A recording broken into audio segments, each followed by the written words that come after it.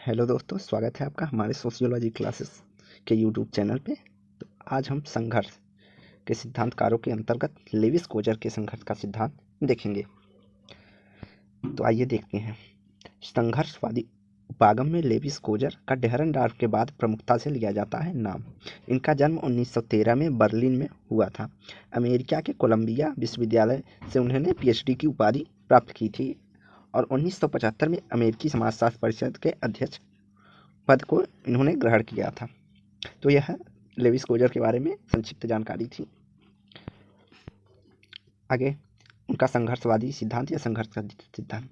Levi's Coser द्वारा प्रस्तुत सामाजिक संघर्ष का सिद्धांत इस अर्थ में महत्वपूर्ण एवं वर्तमान सामाजिक व्यवस्था के संदर्भ में अपेक्षाकृत अधिक प्रासंगिक माना जाता है और इस सिद्धांत के माध्यम से उन्होंने सामाजिक व्यवस्था के विश्लेषण में प्रकारवादी सिद्धांत एवं संघर्षवादी सिद्धांत के अतिवादी संस्करणों के मौलिक प्रस्तावनाओं के स्थान पर इन दोनों के सिद्धांतों का समाज उपयोगी एवं व्यवहारिक प्रस्तावनाओं का समन्वय करने का प्रयास किया है, अर्थात समन्वय की बिंदुओं की पहचान करके सामाजिक क्रिया विश्लेषण के संदर्भ में सकारात्मक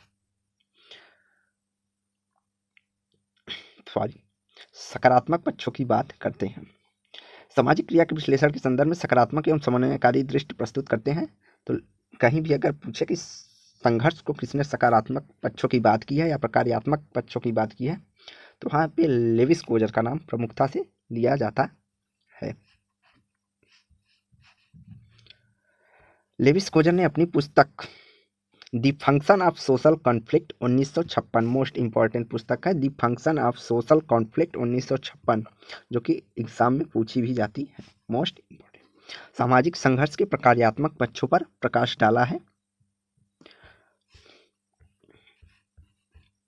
मार्क्स ने पूंजीपतियों अथवा उद्योगपतियों द्वारा श्रमिकों के सतत शोषण के कारण उत्पन्न हुए संघर्ष को मानते हैं, अर्थात इसे तीव्र सामाजिक परिवर्तन का स्रोत मानते हैं।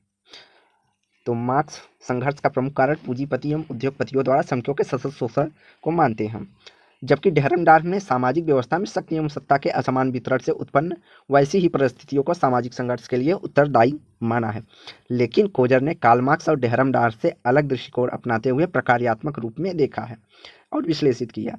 इन्होंने सामाजिक संघर्ष के सिद्धांत को संघर्ष का प्रकार्यवाद या फंक्शन ऑफ सोशल कॉन्फ्लिक्ट भी कहा जाता है। तो कोजर का दृष्टिकोण संघर्ष को लेकर प्रकार्यवादी था, अर्थात समाज के प्रति उपयोगी माना है इन्होंने। कोजर अपने सिद्धांत को प्रस्तुत करने के क्रम में पार्सन्स के प्रकार्यवाद और डेहरनडॉर्फ के वर्ग संघर्ष के द्वंद्वात्मक सिद्धांत को सामाजिक व्यवस्था में संघर्ष के विश्लेषण के संदर्भ में अपर्याप्त और एकांगी बताते हुए सामाजिक संघर्ष में अपनी मान्यता को प्रतिस्थापित करने का प्रयास किया है। तो कोजर मुख्यतः पार्सन्स और डेहरनडॉर्फ के संघर्ष के द्वंद्वात्मक सिद्धांत को क्या मानते हैं? एकांगी बताते हुए, अर्थात एक अंग की बात करते हुए, तो द्विपक्षीय न बात करें, सिर्फ एक तरह अपर्याप्त और एकांगी बताते हैं। और इन्होंने इन्हीं के आधार बनाकर मान्यता लेकर नए सिद्धांत के बारे में, अर्थात प्रकार्यवादी संघर्षवाद की बात किया है। किसने? कोजर ने। आगे कोजर समाज में परिस्थितियां एवं दशाएं अनिवार्य रूप से विघटनकारी एवं नकारात्मक ही हो, यह आवश्यक नहीं है। तो कोजर का मानना है कि समाज में व्याप्त परिस्थितियां अनिवार्य रूप से विघटनकारी एवं नकारात्मक नहीं हो, यह आवश्यक नहीं है। इसके विपरीत सामाजिक संघर्ष की प्रक्रिया प्रायः सामाजिक संगठन अनुकूल सामंजस्य, सुदृढ़ता, एकीकरण, परिवर्तन के संदर्भ में भी सकारात्मक योगदान देती है। कोजर कहते हैं कि केवल नकारात्मक पक्षों अर्थात शोषण के कारण ही संघर्ष हो, यह जरूरी नहीं है। इसके विपरीत उन्होंने कहा कि संघर्ष से समाज में संगठन, एकजुटता, अनुकूलन, सामंजस्य, सुदृढ़ता आदि जैसे तत्वों का भी उद्भव होता है, सकारात्मक योगदान होता है। आगे कोजर कहते हैं कि प्रत्येक सामाजिक व्यवस्था की अपनी कतिपय आवश्यकताएं होती हैं तथा सामाजिक व्यवस्था तथा इसकी निरंतरता बनाए रखने हेतु यह आवश्यक होती है। इन आवश्यकताओं की निर्बाध पूर्ति होती रहे और इन आवश्यकताओं की पूर्ति में क्रम में प्रायः सामाजिक संघर्ष की परिस्थितियां निर्मित होती रहती हैं तथा वे अपने स्तर पर उनकी पूर्ति सुनिश्चित करते रहते हैं। तो कोजर कहते हैं कि प्रत्येक सामाजिक व्यवस्था को चलने के लिए एक क्रम होता है और उस क्रम के अंतर्गत सामाजिक संघर्ष होते रहते हैं और उनकी आवश्यकताओं की पूर्ति होती रहती है। कोजर ने कहा है कि सामाजिक व्यवस्था इस निरंतरता को बनाए रखने में संघर्ष को प्रकार्यात्मक भूमिकाएं भी निभाता है। अर्थात कोजर मानते हैं कि जब सामाजिक व्यवस्था सुचारू रूप से न चल रही हो तो संघर्ष उसमें प्रकार्यात्मक भूमिकाएं निभाता है, अर्थात उसके चलाने में कार्य करता है। इस बात को तार्किक रूप से रखते हुए कहते हैं कि सामाजिक विश्लेषण में संघर्ष को सर्वोच्च प्राथमिकता देनी चाहिए। कोजर ने सामाजिक संघर्ष के मौलिक अधिकार अर्थात the fundamentals of Coser's theory of social conflict के बारे में बताया है। पहला वे कहते हैं सामाजिक संघर्ष परस्पर विपरीत हितों के कारण ही उत्पन्न नहीं होता, अपितु इसके लिए कई अन्य कारक भी उत्तरदायी होते हैं। मार्क्स जहां मानते हैं कि संघर्ष केवल विपरीत हित समूहों के कारण होता है, ऐसा मार्क्स और डेहरनडार्फ मानते हैं, लेकिन कोजर का कहना है कि यह जरूरी नहीं है कि केवल विपरीत हितों के लिए ही संघर्ष हो, अपितु इसके कई अन्य कारण भी संघर्ष के उत्तरदायी हो सकते हैं। सामाजिक व्यवस्था की संगठनात्मक सुदृढ़ता क्रम में सामाजिक संघर्ष का एक प्रकार्यात्मक पक्ष भी होता है, जो व्यवस्था में व्याधिकी भाग के संदर्भ में चिकित्सीय भूमिका को निभाता है। अर्थात यहाँ पर कोजर कहते हैं जब व्यवस्था में कोई रुग्ण या ऐसे संस्थाएं या नियम कानून हो जाते हैं जो कि व्यवस्था के लिए रोग की तरह कार्य करते हैं तो संघर्ष उनके लिए चिकित्सा का कार्य करता है। जैसे कि यहाँ उदाहरण के रूप में हम सती प्रथा को देखते हैं। कहें कि सती प्रथा समाज के लिए एक रोग या कैंसर की तरह था जिसको हटाने के लिए संघर्ष हुआ, लेकिन यह संघर्ष का सकारात्मक पक्ष था और जो कि समाज के लिए प्रकार्यात्मक साबित हुआ और उसे ठीक कर व्यवस्था संचालन में प्रकार्यात्मक योगदान प्रदान करता है। किसी समाज में समूहों के भीतर तथा उनके बीच संघर्ष का समंजन के रूप में स्वाभाविक संबंधों को कमजोर होने से बचाता है। आगे वे कहते हैं सामाजिक संगठन तथा सामाजिक संघर्ष की उत्पत्ति। तो कोजर समाज की तुलना एक सावयव से करते हैं। यह बहुत इंपॉर्टेंट पॉइंट है कि कोजर समाज की तुलना एक सावयव से करते हैं। कहीं कहीं पूछ लेगा। मुख्यतः समाज की तुलना सर्वप्रथम हर्बर्ट स्पेंसर ने सावयव के रूप में किया है, तो इसको मोस्ट इंपॉर्टेंट है। आगे तथा असहमति एवं सामाजिक संघर्ष को सावयव के शरीर के किसी अंग विशेष में होने वाली बीमारी अथवा पीड़ा की तरह देखते हैं। तो यहाँ पर कोजर समाज को एक शरीर की तरह देखते हैं और उसमें संघर्ष और असहमति को एक रोग की तरह अर्थात बीमारी की तरह देखते हैं। अपनी पुस्तक the function of social conflict में कोजर ने सामाजिक संगठन की एक रूपरेखा प्रस्तुत करते हुए लिखा है कि सामाजिक व्यवस्था किसी सावयव के विभिन्न अंगों की भांति परस्पर अंतर संबंधित भागों की एक व्यवस्था सदृश होती है, जिसमें विभिन्न सामाजिक संस्थाएं, प्रणालियां, आर्थिक, राजनैतिक एवं सांस्कृतिक गतिविधियां एवं क्रियाएं इत्यादि अंतर संबंधित एवं अंतर क्रियात्मक होती है। तो कोजर का मानना है कि सामाजिक व्यवस्था एक सावयव के समान है, जिसमें संस्थाएं, प्रणाली, आर्थिक, राजनीतिक, सांस्कृतिक गतिविधियां उसके अंगों की तरह काम करके उसमें समायोजन या शरीर को पूर्ण बनाती हैं। आगे कोजर कहते हैं कि सामाजिक व्यवस्था के कतिपय भाग में विभिन्न कारकों एवं कारणों के प्रभाव में प्रायः असहमति, परिवर्तन, तनाव, विघटन और संघर्ष के प्रभाव में रहते हैं। तो उन्होंने कहा कि सामाजिक व्यवस्था में कुछ भाग परिवर्तन, तनाव, विघटन, संघर्ष आदि के प्रभाव में रहते ही रहते हैं। यह हमेशा हर समय की बात है, सार्वभौमिक रूप से।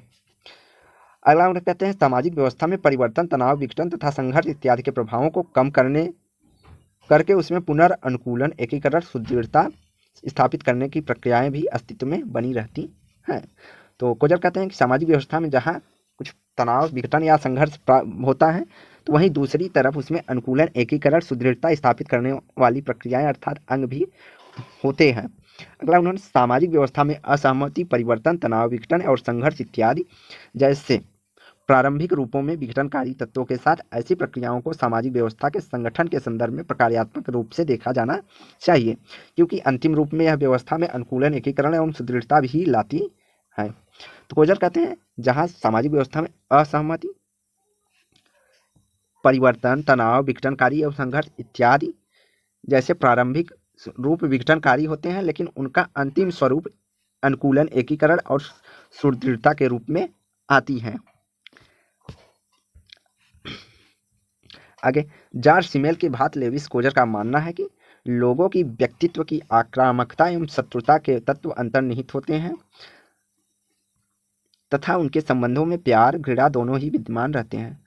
जो दो या दो से अधिक व्यक्तियों के बीच प्रेम पूर्वक संबंध या निकटता या घनिष्ठता स्वाभाविक रूप से ईर्ष्या जलन असहमति शत्रुता जैसे भावों की संभावना भी जन्म देती हैं। तो कोजर कहते हैं कि व्यक्तित्व मनुष्य के व्यक्तित्व में दो तत्व जरूर पाए जाते हैं, प्यार एवं घृणा, जो कि आगे चलकर घनिष्ठता एवं स्वाभाविकता प्रेम पूर्वक संबंधों को और वहीं असहमति जलन एवं शत्रुता जैसे भावों को भी उत्पन्न करते हैं।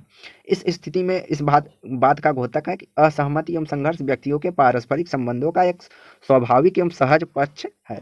इसलिए यह आवश्यक नहीं है कि यह सदैव विरोधाभास तनाव जन संघर्ष के ही संकेतक हो। तो उन्होंने कहा कि संघर्ष और असहमति व्यक्तियों को किसी विशेष परिस्थिति या संबंधों के कारण उत्पन्न होता है, जो कि हमेशा आवश्यक नहीं है कि रहे। विरोधाभास या संघर्ष तनाव की स्थिति हमेशा बना रहे, वो उसका अंत जरूर होता है। तो उसी अंतिम स्वरूप को प्रेम एकीकरण आदि के रूप में व्यक्त कोजर करते हैं। वहीं सामाजिक संघर्ष की स्थितियों में तथा प्रक्रियाओं में आया कोई भी परिवर्तन संघर्ष के स्वरूप की आवृत्ति तीव्रता प्रभावत्मकता संबंधित सामाजिक व्यवस्था के परिवर्तन कर सकने की क्षमता पर भी प्रभाव डालता है।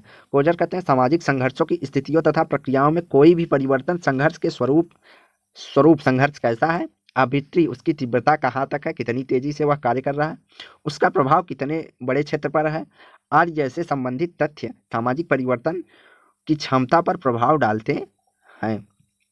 आगे उन्होंने सामाजिक संघर्ष के प्रकार बताए हैं। कोजर ने संघर्ष के दो प्रकार बताए हैं। एक यथार्थवादी संघर्ष रियलिस्टिक कॉन्फ्लिक्ट, यह सामाजिक व्यवस्था के उभरे वैसे संघर्ष हैं जिनका लक्ष्य निर्धारित होता है। तो यथार्थवादी संघर्ष प्रत्यक्ष रूप से अपना लक्ष्य निर्धारित करता है और लक्ष्य निर्धारित जो था उसे लक्ष्य प्राप्त के बाद वह संघर्ष होता ही समाप्त हो जाता है। इसे कोजर ने यथार्थवादी संघर्ष कहा है। जैसा कि प्रेजेंट में हमें किसान बिल के खिलाफ किसान संघर्ष को मान सकते हैं कि उसका लक्ष्य था कि किसान बिल वापस हो जाए। तो जब किसान बिल वापस हो गया तो वह संघर्ष खत्म हो गया तथा उनके लक्ष्यों के आधार पर अपेक्षित परिणाम सुपरिभाषित होते हैं। उनके कोजर में यथार्थवादी संघर्षों की श्रेणी में रखते हैं। यथार्थवादी संघर्ष में वैसे संघर्ष शामिल होते हैं जो अतीत में अप्राप्त रहे हों या लक्ष्यों के पुनर्प्राप्ति या विफल हो गए प्रयासों को दोबारा करने के संदर्भ में किया जाता है। जब सामाजिक व्यवस्था में दो या दो से अधिक परस्पर विरोधी वर्ग या समूह अपने वांछित लक्ष्यों की प्राप्ति के क्रम में विभिन्न बिंदुओं के एक दूसरे से टकराने लगते हैं, तो इस प्रकार के सामाजिक संघर्ष में सम्मिलित पक्ष अपने लक्ष्यों की पूर्ति पर अधिक केंद्रित होते हैं, न कि विरोधी पक्ष के प्राथमिकता के आधार पर नष्ट करने पर। तो इसमें लक्ष्य प्रमुख निर्धारण होता है। यथार्थवादी में कि लक्ष्य होता है, लक्ष्य के प्राप्ति के बाद संघर्ष समाप्त हो जाता है। और अयथार्थवादी संघर्ष वे संघर्ष जिनमें लक्ष्यों की अस्पष्टता होती है तथा संघर्ष के संभावित परिणाम न हो तो परिभाषित किया जाता है, न ही जरूरी होते हैं। ऐसे संघर्षों को कोजर ने अयथार्थवादी संघर्षों की श्रेणी में रखा है।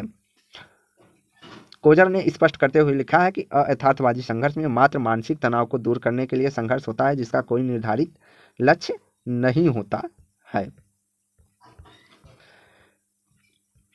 लेविस कोजर ने संघर्ष के प्रकार चिन्हित किए हैं। उनके अंतर्गत उन्होंने बाह्य संघर्ष और आंतरिक संघर्ष की बात भी की है। तो कोजर के अनुसार ऐसे संघर्ष जो दो या दो से अधिक समूहों के बीच परस्पर बाह्य वातावरण में अपने समूह के लक्ष्यों की प्राप्ति तथा समूह के पहचान को स्थापित करने की प्रक्रिया को जन्म लेते हैं, वे बाह्य संघर्ष की श्रेणी में आते हैं।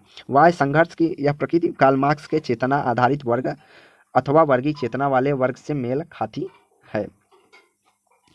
तो बाह्य वर्ग संघर्ष दो या दो से अधिक समूहों के बीच बाह्य वातावरण में अपने समूह के लक्ष्यों को प्रति या समूह को पहचान स्थापित करने के प्रति जन्म लेता है, और जो कि कार्ल मार्क्स के वर्ग चेतना आधारित वर्ग या वर्गीय चेतना वाले मेल खाता है, अर्थात अपने समूह की चेतना के प्रति जागरूक होना जैसे शब्दों से मेल खाता है। बाह्य संघर्ष के बारे में जॉर्ज सीमेल और कार्ल मार्क्स की तरह कोजर भी मानते हैं कि ऐसे संघर्षरत समूह जो प्रायः संगठित एवं सशक्त बन सकते हैं, क्योंकि वे संघर्ष की प्रक्रिया में सम्मिलित समूहों के समक्ष शक्तिशाली नकारात्मक संदर्भ समूहों को प्रस्तुत करके उनके अपने अस्तित्व एवं पहचान के प्रति सचेत बनाने के साथ साथ अपने समूहों में उनकी सहभागिता को बढ़ा देते हैं। जैसे कि आज के समय में हम संघर्ष को देख सकते हैं कि अपने समूह या समुदाय को, जैसे हिंदू मुस्लिम लेकर जैसे कि अभी अभी लेटेस्ट में एक उदाहरण के तौर पे हिजाब वाला मुद्दा था, उसको लेकर कई लोगों ने अपने अपने वर्ग समूह या संघर्ष हित के लिए अपने समूह को जागरूक करने के लिए संघर्ष के इसका कोई वो नहीं था। उन्होंने सिर्फ अपने समूह के हित को बढ़ावा देने के लिए तमाम प्रकार के प्रयास किए। आंतरिक संघर्ष। कोजर के अनुसार आंतरिक संघर्ष किसी समूह के अंदर सदस्यों के विचलनकारी व्यवहारों एवं आदर्श व्यवहारों के बीच अंतर एवं तनाव की स्थिति को प्रदर्शित करते हैं। इस प्रकार के संघर्ष मुख्यतः इस बात पर केंद्रित होते हैं कि सामाजिक व्यवस्था विचलनकारी व्यवहारों में के किस प्रकार से नियंत्रित किया जाए कि विचलनकारी व्यवहारों के प्रभाव में समूहों का व्यक्तियों को किस प्रकार पुनः आदर्श व्यवहारों का पालन करने हेतु प्रेरित किया जाए। तो आंतरिक संघर्ष के अंतर्गत हम उदाहरण के अंतर्गत ऐसे समझ सकते हैं कि किसी पार्टी के अंतर्गत सदस्यों के बीच जो संघर्ष होता है वे अपने पार्टी की विचारधाराएं अलग अलग करके बात करते हैं। तो ऐसे संघर्ष को हम आंतरिक संघर्ष के अंतर्गत करते हैं। वे अपने हितों के लिए, अपने व्यवहारों के हितों के लिए वे आंतरिक संघर्ष अर्थात अपने ही सदस्यों के साथ संघर्ष करते हैं। कोजर की सामाजिक संघर्ष के सिद्धांत की मौलिक प्रस्थापनाएं, बेसिक एस। तो उनकी प्रमुख प्रस्थापनाएं क्या थी? लक्ष्यों तथा मूल्यों से संबंधित आंतरिक प्रकृति के सामाजिक संघर्ष जो संबंधों की मूलभूत मान्यताओं के संदर्भ में विरोधाभासी नहीं होते तथा सामाजिक व्यवस्था एवं संरचना के लिए सकारात्मक एवं प्रकार्यात्मक होते हैं।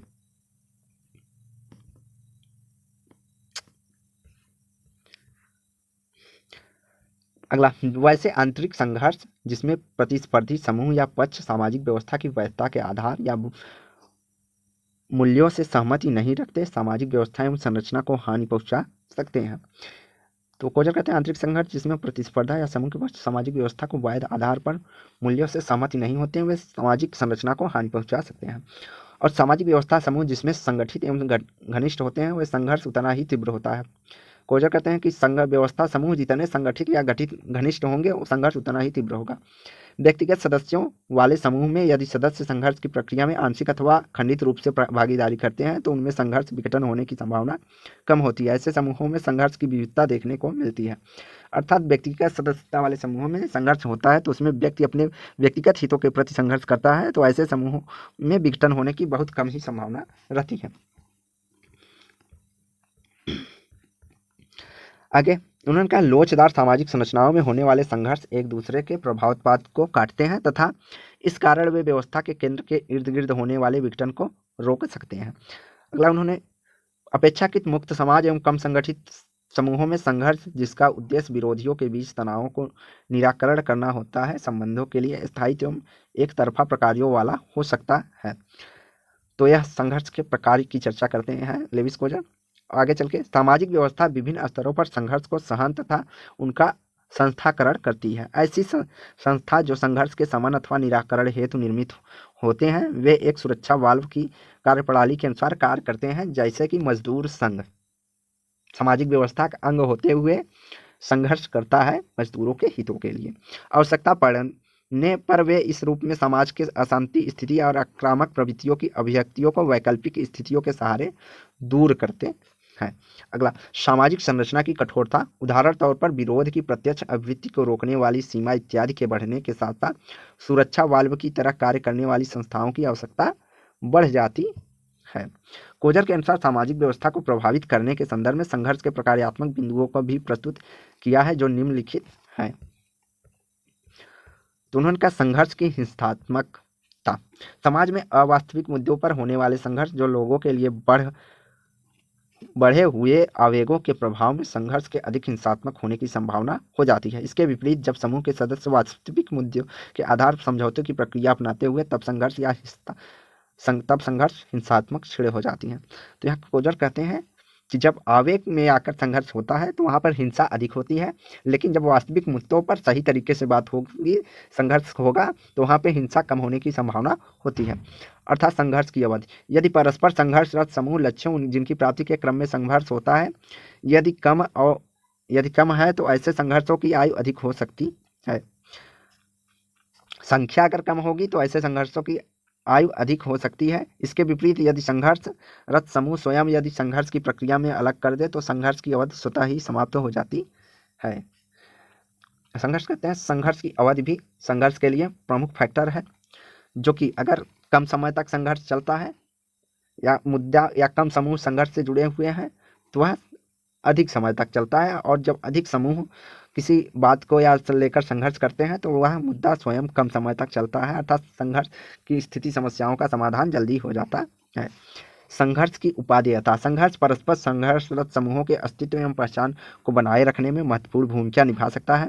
यदि किसी संघर्ष में हिंसा का पुट अपेक्षाकृत अधिक होता है तो ऐसे में संघर्ष में सम्मिलित समूहों की पहचान भी हिंसा की तीव्रता के अनुरूप स्पष्टता होती है। परंतु ऐसे संघर्षों की तीव्रता अपेक्षाकृत अधिक होता है। इसी प्रकार संघर्ष की आवृत्ति जितनी अधिक होगी है वो उतने कम हिंसक होंगे। अगला, सामाजिक संघर्ष के परिणाम। सामाजिक संघर्ष परिणामों की व्याख्या करते हुए कोजर ने कहा है कि संघर्ष प्रायः परिवर्तन को जन्म देता है। साथ ही संघर्ष समूहों में संघर्ष नवाचार को भी उत्प्रेरित करता है अथवा युद्ध जैसी परिस्थितियों को समूहों की आंतरिक सुदृढ़ता को बढ़ा देते हैं। तो कोजर कहते हैं कि संघर्ष समाज को परिवर्तित करता है, अर्थात परिवर्तन को जन्म देता है, लेकिन संघर्ष नवाचार की स्थितियों को भी प्रेरित करता है। युद्ध जैसी परिस्थितियों में आंतरिक समूहों में सुदृढ़ता बढ़ जाती है। अर्थात कोजर कहने वाला है जैसे कि यहाँ पे अलग अलग पार्टियां लड़ रही हैं, आपस में आंतरिक संघर्ष है, लेकिन अगर हमें बाह्य संघर्ष का सामना करना पड़े, जैसे अदर देश से युद्ध हो गया, तो यह सभी पार्टियां मिलकर उसका सामना करेंगी। संघर्ष के प्रकार्यात्मक पक्षों एवं परिणामों को मूलभूत ढंग से प्रस्तुत करने के बावजूद कोजर इस संदर्भ में यह स्पष्ट करते हैं कि सामाजिक व्यवस्था में समूह के बिना भी अपने व्यक्तित्व संगठन को बनाए रख सकते हैं। आगे, प्रकार्य फंक्शन एवं सामाजिक संघर्ष सोशल कॉन्फ्लिक्ट को एक उपयोगी एवं संभावित पक्ष मात्र है तथा इसके कई अन्य आयाम हो सकते हैं। कोजर कहते हैं प्रकार्य सामाजिक संघर्ष का एक उपयोगी एवं संभावित पक्ष है, इसके और कई भी आयाम हो सकते हैं। इनके अनुसार ऐसा नहीं है कि समाज में संघर्ष मात्र इसलिए उत्पन्न होता है कि यह समूह के लिए प्रत्येक स्थितियों में लाभकारी या प्रकार्यात्मक हो। तो कोजर कहते हैं जरूरी नहीं है कि लाभकारी और प्रकार्यात्मक हो, वह नकारात्मक भी हो सकता है। इसकी आलोचना लेविस कोजर की। तो लेविस कोजर द्वारा प्रस्तुत संघर्ष का सिद्धांत वस्तुतः पूर्ववर्ती प्रकार्यवाद एवं संघर्ष के सिद्धांतों के एकांगी स्वरूपों का संशोधन प्रयास किया गया। अर्थात जहाँ कार्ल मार्क्स आर्थिक संसाधनों को संघर्ष का प्रमुख कारण मानते थे, अर्थात वर्ग शोषण को प्रमुख कारण मानते थे, वहीं शक्ति एवं सत्ता की बात डेरनडार्फ करते हैं, उनमें वे एकांगी स्वरूप थे। उनका संशोधन है कि उन्होंने दूसरे पक्षों की बात कोजर करते हैं। परंतु स्पेंसर मार्क्स डेरनडार्फ द्वारा प्रस्तुत सिद्धांतों की व्यवहारगत कमियों को दूर करने के क्रम में स्वयं कोजर अपनी मान्यताओं को एकांगी बनाते प्रतीत होते हैं।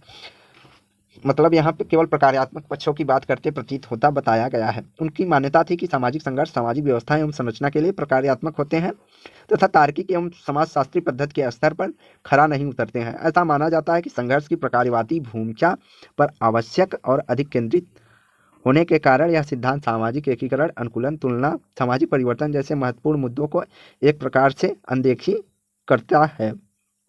अपने इस सिद्धांत के सहारे प्रकार्यवाद एवं संघर्षवाद जैसे दो मूलभूत समाजशास्त्री सिद्धांतों के व्यवहारिक सम्मिलन के द्वारा कोजर समाजशास्त्र के सैद्धांतिक उपागम को एक नया आयाम प्रदान करते हैं।